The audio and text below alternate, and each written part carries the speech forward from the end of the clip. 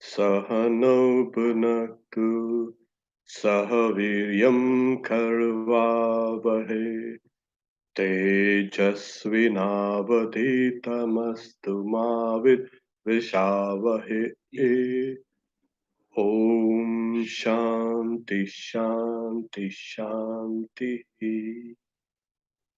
Peace, peace, peace. The Katha Upanishad, we are on 2, 3, 10. We have 2, 3, 10. We have these two verses that we will be speaking on the essence, the heart of yoga. The, the aphorisms on yoga were later formulated years and years, centuries rather, after what we find in the Upanishads. Yoga was an evolution of the spiritual practices of the ancient Indians there. And that evolution started with the idea of a sacrifice.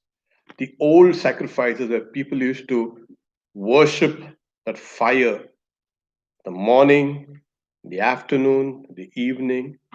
So that was the starting point.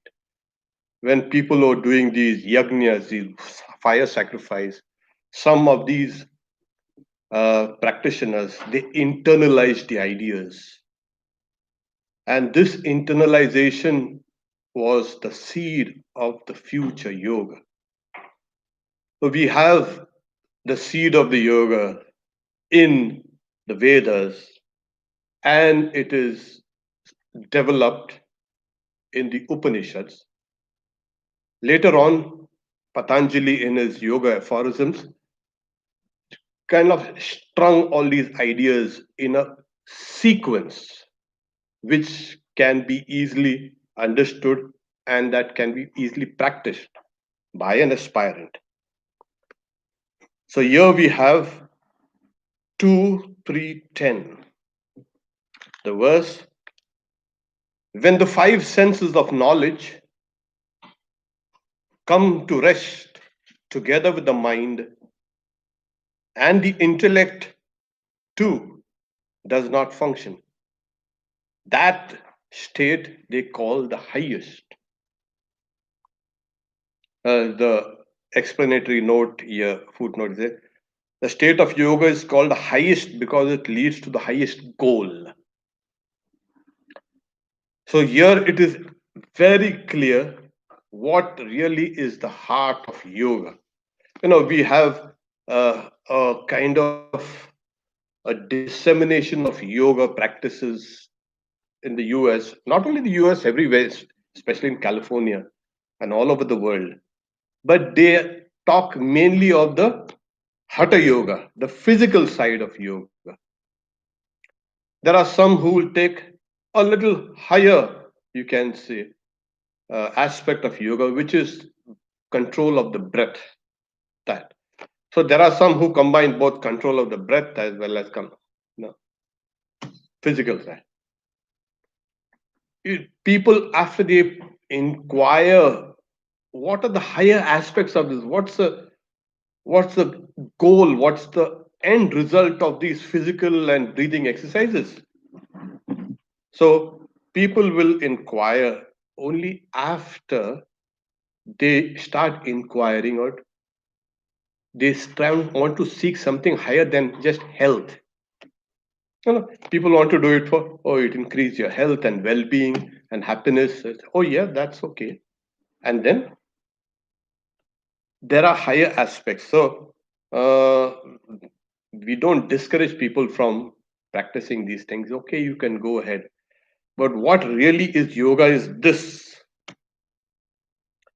when the five senses of knowledge come to rest together with the mind, and the intellect too does not function, that state they call the highest.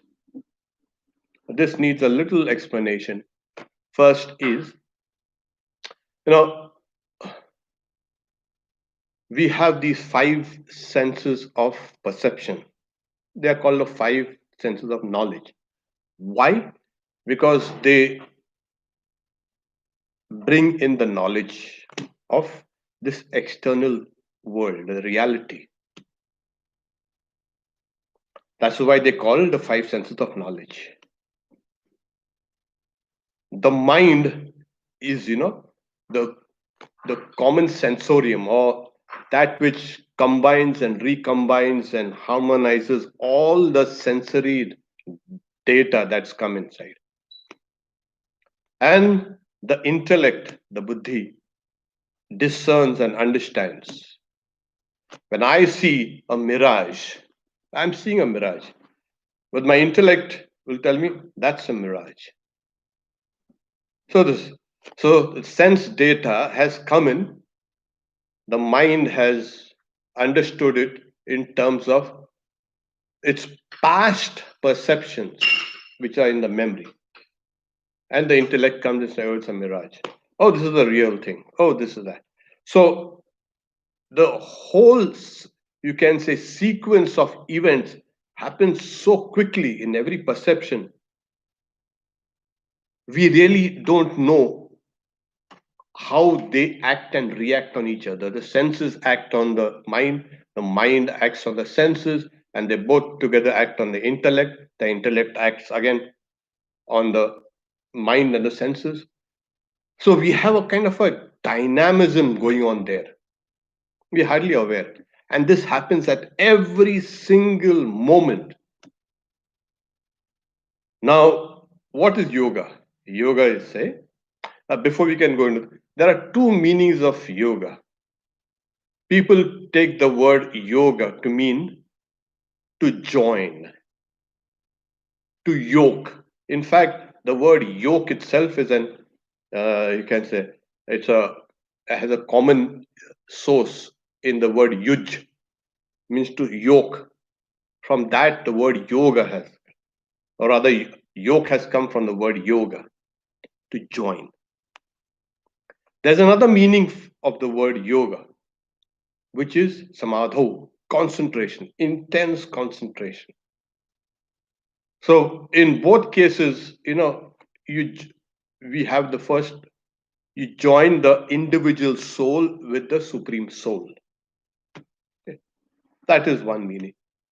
The Yoga Sutras, Yoga Aphorisms of Patanjali, they specifically deal with the concentration aspect of yoga. Yoga as concentration. Okay.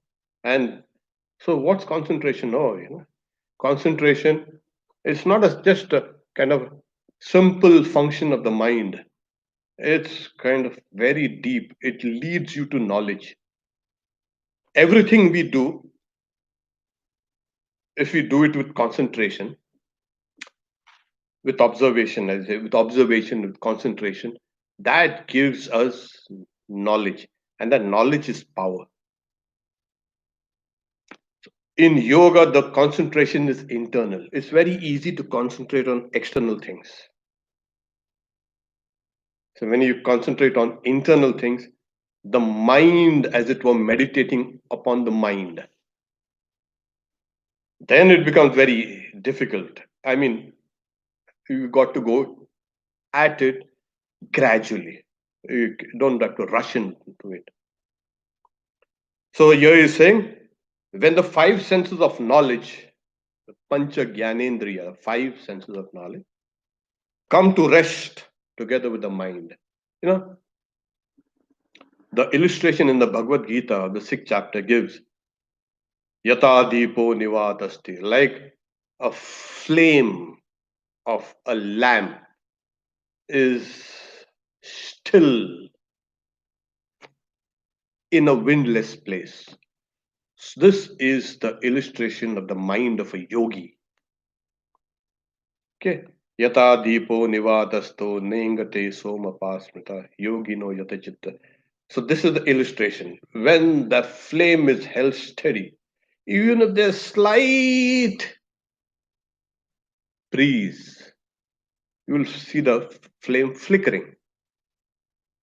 And this is what actually happens with every sense data that's coming in, with every kind of upheaval in the mind. The mind goes through these upheavals. The moment things come from outside in, the mind kind of undulates, trying to bring out the old knowledge and compare that old knowledge with this new one. So there's a huge turbulence going on there. So that's the reason why the illustration given is when everything else is still, the senses have been stilled, the mind has been stilled, and the intellect also has been stilled. So that's the illustration of it. Here, the same thing can be applied.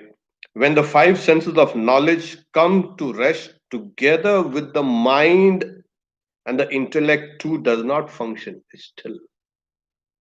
That is called yoga. They say that state they call the highest. That is called yoga. Well, now he's saying, oh, that's easy. When we sleep, everything is stopped. Yeah, but your consciousness is kind of withdrawn in a seed form, and that's not a perfect place to practice yoga. Oh, my senses are not functioning.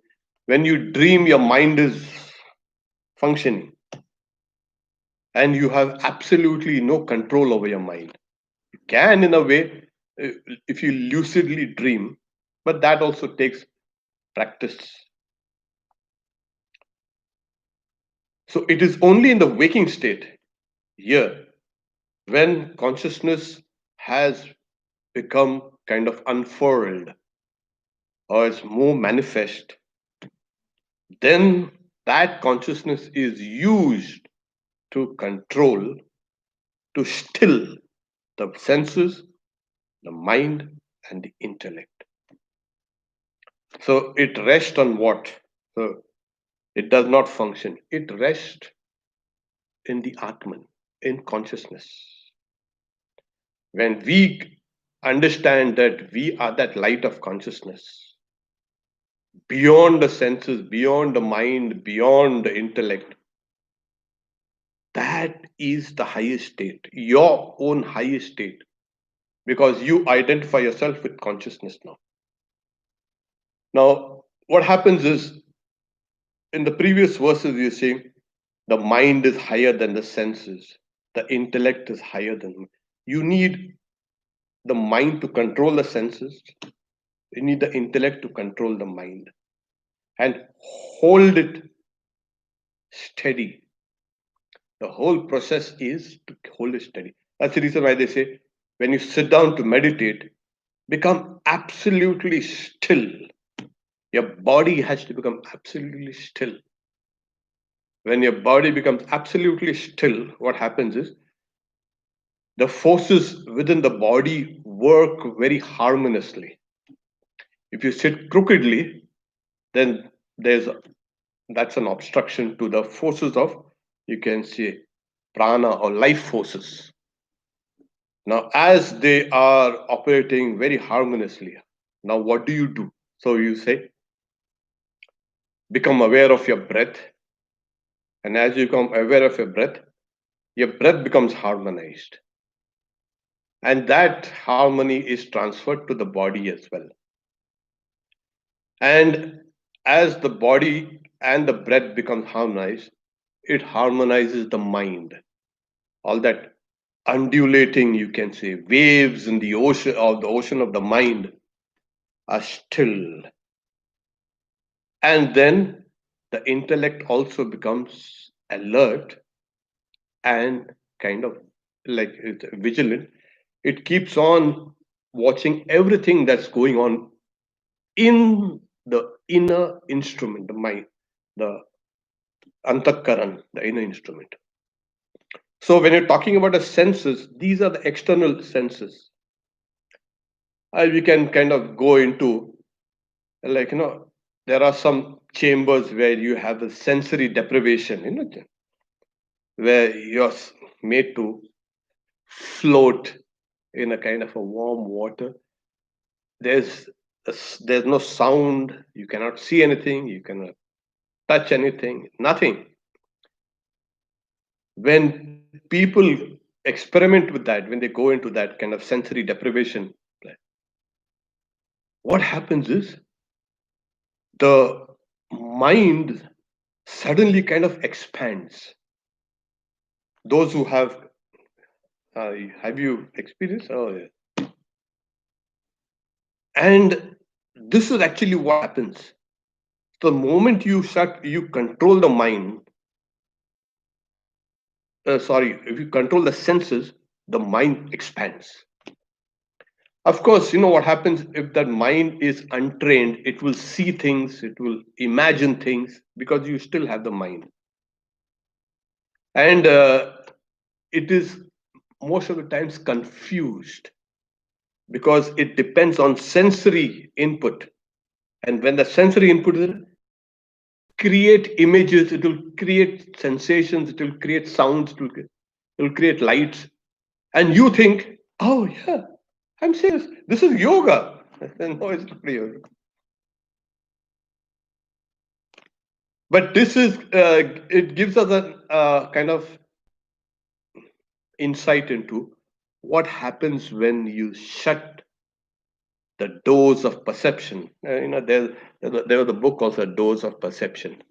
Well, some of these guys, they took these psychedelic drugs and they thought they've got visions and all. Oh, no. It's all happening within your brains. The, the normal firing of the neurons in the brain is disrupted. And the moment your brain firing of the brain is disrupted, you'll see things. It has nothing to do with any kind of visions or any kind of it. It's hallucination, if you can put it like that. So the moment when the senses, you've controlled the senses, and the Upanishad here said, has given us an illustration earlier of the body is a chariot, okay? The senses are the horses, okay? The mind, the reins, the intellect is the driver of the chariot. Oh, so all the reins of the whole thing is in the hands of the intellect. The mind, the reins, the intellect are the horses. So here you have the intellect holding everything together. And if the horses are well trained or they're broken, you can guide them properly. But if they are unruly, however strong your intellect is, you might end up in grief. So when meditating, we meditate with the help of the intellect. Always. That is a sentinel, that is the witness of all that, and that has a kind of a controlling power over the mind. So we use the intellect to draw in the mind, and as the mind is being acted, this is the method of yoga. That's why you say, when the five senses of knowledge come to rest together with the mind, and the intellect too does not function, that state they call it. So there, the intellect is pulling the whole sensory and the mental system back in, and these guys want to pull it back out. It's normal. The senses and everything don't want to stay confined, to stay locked up, to stay trapped. It wants to pull and push out itself out. But then the intellect is holding them back, has the capacity to draw us in at will. So we use the intellect, we pull it back in, and as it's pulled, the intellect also becomes still. You see, people think yoga is closing eyes and sitting down. Oh, that's You can say sure, you can say way to fall asleep.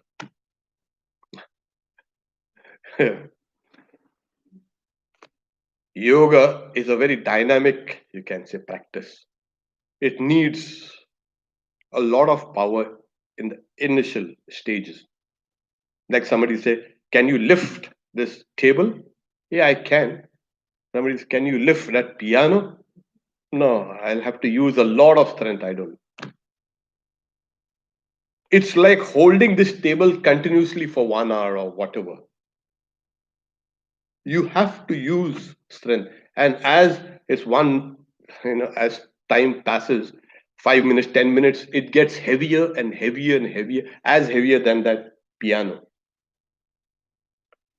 So we use strength first to draw in the senses and the mind and then hold it together. And as you keep on holding it, what happens is you have created a energy loop. You The more powerful the intellect becomes. And the more the mind is contained, the more powerful the intellect becomes. So the initial, you can say, input of strength or energy becomes tenfold, 100-fold, 1,000-fold as you keep on practicing. So you throw in that energy, draw out even more. It's, it's like you're putting in something and getting it with interest.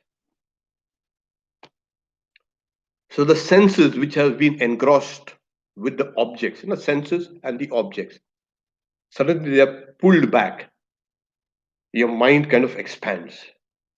And as the mind expands, you'll find the intellect even expanding even more.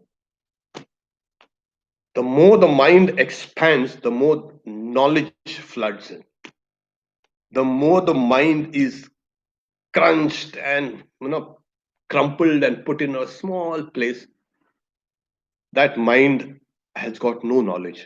And in that kind of mind, you have people having a lot of ego. You know, so what's a sign of knowledge? An absence of ego. And what's a sign of ignorance? Ego. And yes, oh, don't you know who they are speaking to? I'm so and so. The guy has got a small mind. You must understand.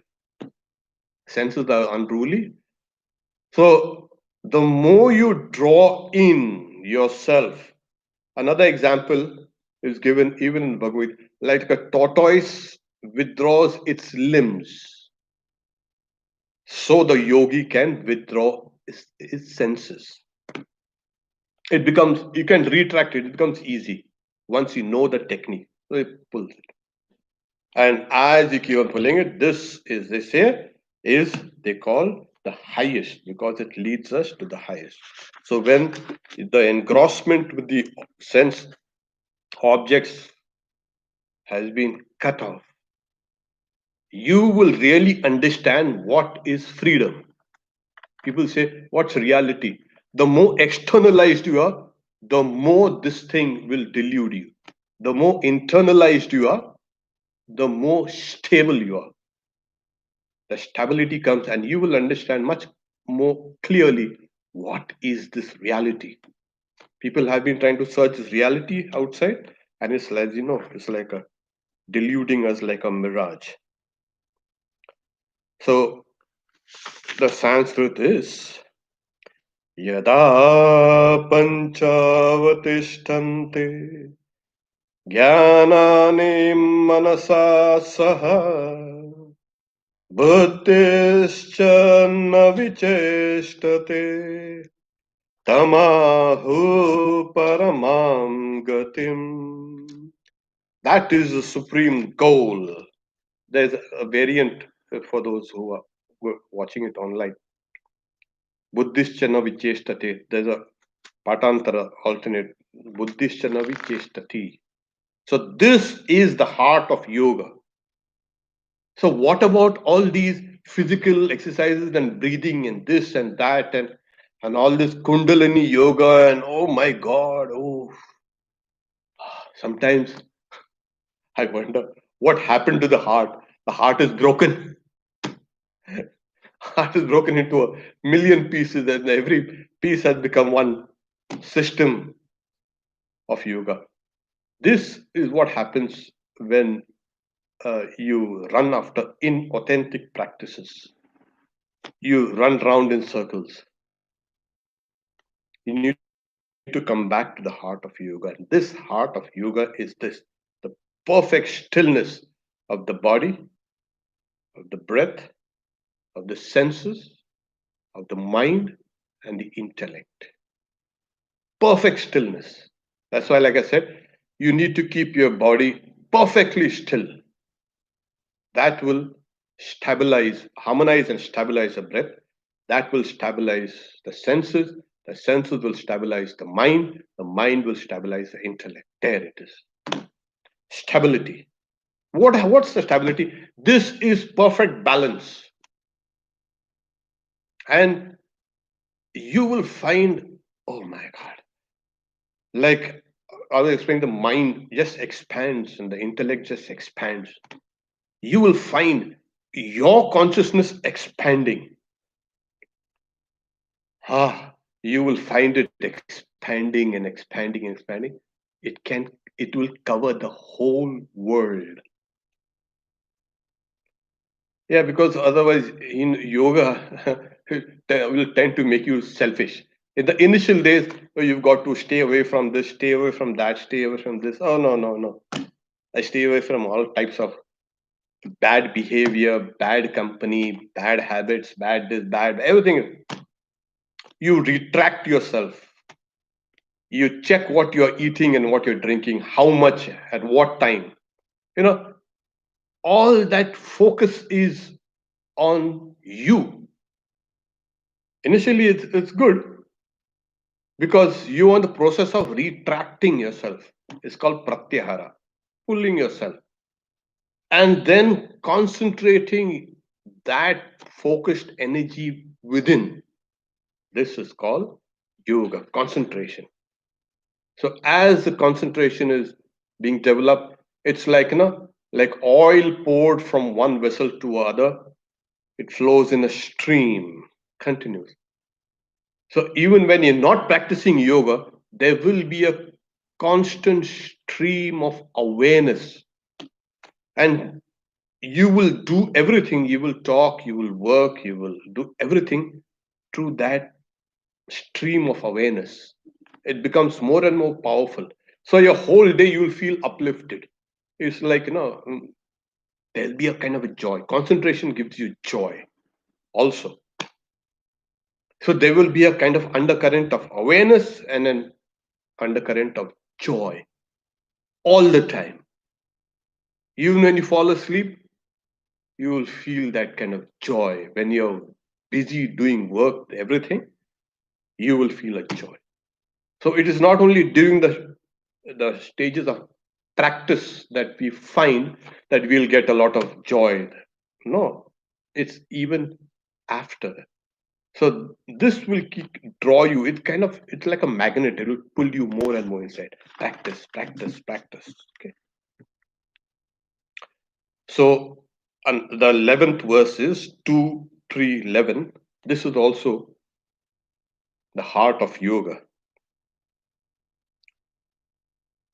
Tam yogamiti manyante स्थिरमिन्द्रियधारणम् अप्रमत्तस्तदा भवति योगो हि प्रभवाप्ययो. They consider that keeping of the senses steady as yoga. One becomes vigilant at that time, for yoga is subject to growth and decay. So here we have first the reference in the Vedas. Upanishads form the concluding parts of the Vedas. So we have the word yoga, saying what's that? What is all this? This keeping the senses. together with the mind steady. This is called yoga. Yoking. You know? Yoke one thing with the other and the other. People uh, tend to take that difficult course. How? Suppose, like I had explained, that the senses are like the horses. What people do, they they hit the, you can say, very hard blows, deliver hard blows to the heads of the horses. The horses are stunned into kind of calmness. But the moment that, you can say, stunning or the pain effects are removed, then the horses become even more unruly. So all practices that kind of help one to stun the senses are bad. Take for instance, taking psychedelic drugs. This is one way of stunning the senses, hitting them hard blows. And then what happens here? You know what happens. It has to be done gradually. Go about it slowly. When you have to break a horse, you first go and talk to the horses and make friends with it. And then slowly, slowly, the horse understands you. Okay. And then later you can ride on it. So similarly, the senses have to be weaned away from these objects gradually. The Bhagavad Gita says, dukkha doshanu, seeing the faults, seeing the pain. Every time my senses have become externalized, it has been painful. Really? Yeah, it's painful. But there's another mechanism, that kind of deadens that pain. It's like, suppose the person who is working in a pastry shop, every day, every single moment, the guy is just. Initially, he would have done that, and a newcomer customer also, wow, look at that. People passing by on the street also, huh? But but for the guy who's working there, nothing. There's a mechanism that kind of deadens the reactions of those senses. Otherwise, the senses won't be able to function. Constantly feel, oh, that's nice pastry. Okay. So similarly, the moment our senses are going out, coming, recoiling back in, is painful, and we think this pain is reality. That's why you say life painful, life horrible, life is terrible, suffering, life is miserable. That's because of that constant action and interaction of the senses with the external world. There's no one who has not felt pain and misery. Everybody thinks when they think, oh, life was pretty miserable, but I did something about it in this misery. Yeah, that's what it is. And if you don't do anything about it, then, well, you'll keep on blaming the world, blaming people, blaming circumstances, blaming this, blaming that, blaming God. You got a hopeless, useless guy. You got nothing to do better than sitting down there somewhere and making us run about.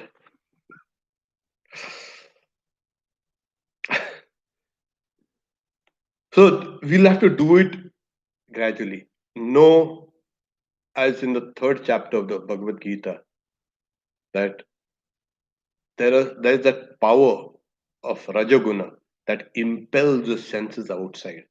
And the Lord says in Bhagavad Gita, Vidhyena here Vaidin, know this to be the enemy here. The senses run out. Arjuna asks, why even without the person willing, that person is kind of pushed into committing sin? What impels that person into committing these wrongs? And the Lord says, that's a kill Jahi Shatru. You kill that enemy. Yeah, there you don't have to be a softy. You're so compassionate. Yeah, they're very compassionate. There you got to be like a hero. You got to kill that enemy there. Pull. So this process is a process of discovering yourself, the process of exerting your strength. You will know exactly what you are, how much strength you have, and well, everything about you. When the crunch comes, you will have to exert yourself. And how much can you exert? Yes, you pull. So the controlling of the senses, even in Vedanta, if you don't control your senses, says Vedanta is kind of will be just a kind of a intellectual, not even an intellectual, kind of a nice, nice to hear about it. Oh, it's very nice. Yeah. So that's why they say the first practices of in Vedanta a control of the external senses, control of the internal senses, then you can say holding them back in Shama, Dhamma, Titiksha, Uparati, and fortitude, a kind of tremendous stamina. I'm not going to let go. The guy is going to pull me out 100 times. I'm going to pull that guy in 100 times. So that constant, and then you will understand you have tremendous strength and power. So here you have, they consider that keeping of the senses steady as yoga, keeping the senses steady. One becomes vigilant at that time. Why doesn't, yeah, one becomes very focused. Every wave in the mind is kind of now attended with attention. You are attentive to everything that is coming and going. Sometime back I had spoken of thousands of thoughts. You remember I had spoken about one Tuesday, thousands of thoughts. There are some studies made saying every minute there are more than 60,000 thoughts running in your mind. Huh? What? Really? Yeah, amazing. We're not even aware of it. Of course, there are studies made here in the one of the universities in the US. The mind is constantly active. But then, yoga, what it does is, okay, 60,000 thoughts, or maybe 20,000 or 50,000, depends on the person. A person who is much calmer, who is more sattvic, has less thoughts. And a person who is kind of agitated has more thoughts. Then depends on the time of the day. In the morning, you're hyper active. And by the time evening, you are much. So there is no kind of benchmark that you will have only 60,000 or 40,000, 30,000. But suppose you take even 10,000 thoughts. What do? You combine all of them, tie all of them with the help of the mantra, with the mantra. And those which were enemies now have now become your friend. Got this? So you'll use the power of a 50,000 or 60,000 or 30,000 thoughts in your favor. You will combine them, tie them with the mantra, and there it is. It becomes quite easy. So what you thought was inimical to your spiritual life becomes your greatest strength. So that's why they say you keep vigilant at that time. You're not going to let loose. You're not going to be fooled by your mind anymore. You're not going to be fooled by your senses anymore. Because the mind is very, very, very, you can say, what do you say, delusive. And the senses too. They're constantly deluding you. Oh, this is good. Look at it. And they say, you see that music? Hear that music? Yeah. Listen to that. You'll pay attention. It's constantly diverting your attention. Constantly. And that is the work of the mind and the, you can say, senses. So you bring them all together, hold it back in, pull that. So this is called yoga. Okay, yoga, concentration or yoking. One becomes vigilant at that time, for yoga is subject to growth and decay. So once you have had some internal experience, oh, yeah, okay, good. You take it easy. Ah, I'm feeling lazy today. I want to meditate. No, there it is gone. What happens is, it's like, the illustration given in here is like a ball being rolled down the stairs.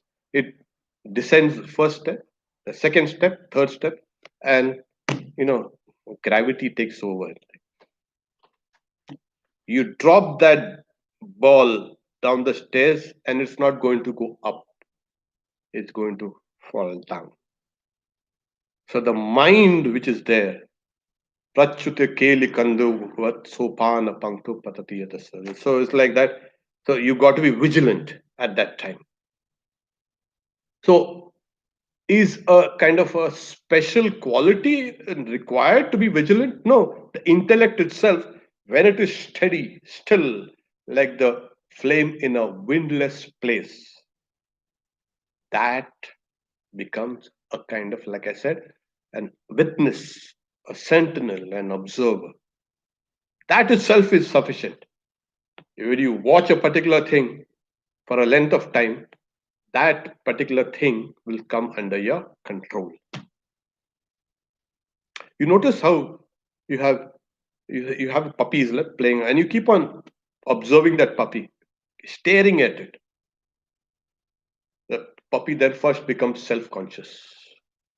He'll look at you and so, what wrong did I do? Guy is looking at me. Keep on. Let's just look at it neutrally. And the more it becomes self-conscious, the more it is controlling its wild running about, its restlessness. So the more you're self-conscious, the more controlled you become. And after some time, you keep on watching it, and the puppy comes and tries to lick your hands and fingers. And comes up between your legs. It's going to it's going to make you its friend. So just vigilance. They say, more you're vigilant, the more you're observant, the more you're attentive, the more you are controlling everything. This is yoga. Easy, no? Just keep on observing. So the moment one thought runs in your mind, you don't run behind it. And the mind wants you. Come, let us go to that. You can say, no, I don't want to go there. And you say, okay, let's go to that place.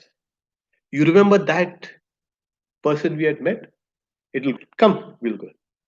It wants to lead you from where you are stationed to those old lanes and bylanes of memory.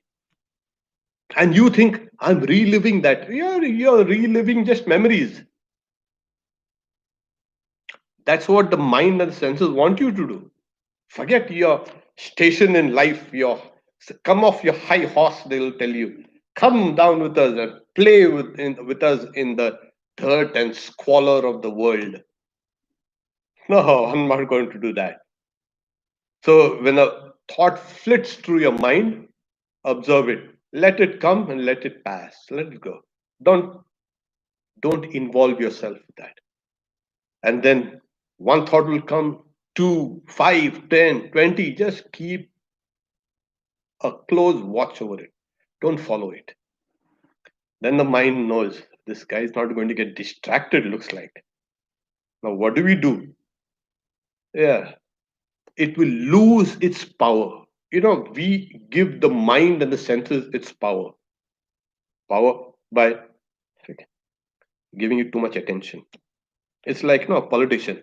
You take the camera and the microphone away from all politicians.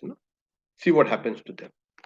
Stop writing about them. Ignore that person. See what happens. The guy will come in line. Because we are giving so much attention to every stupid thing the politician does or says, we are faced with that kind of stupidity. It's everywhere, don't worry, the same. So you have to give attention to your own self. Because you have given that thing power, and that thing is now overpowering you. Stop that, and then we will see. We will rise. Oh, this was a kind of a silly kind of, you can say, technique that I ignored. Well, now you know. This is called yoga. Okay. Next Thursday, next Wednesday, we will take the. You can, yeah, we have the heart. We are speaking about the heart of yoga, heart of yoga. And what is the heart of the heart? Oh, you just play of words.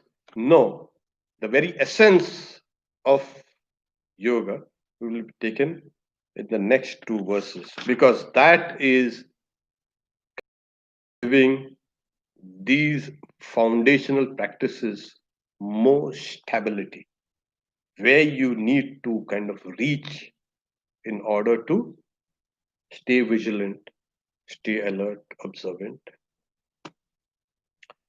We'll stop here for now, but wait, we'll see if we have any questions. Or just see if there's any questions. If there are,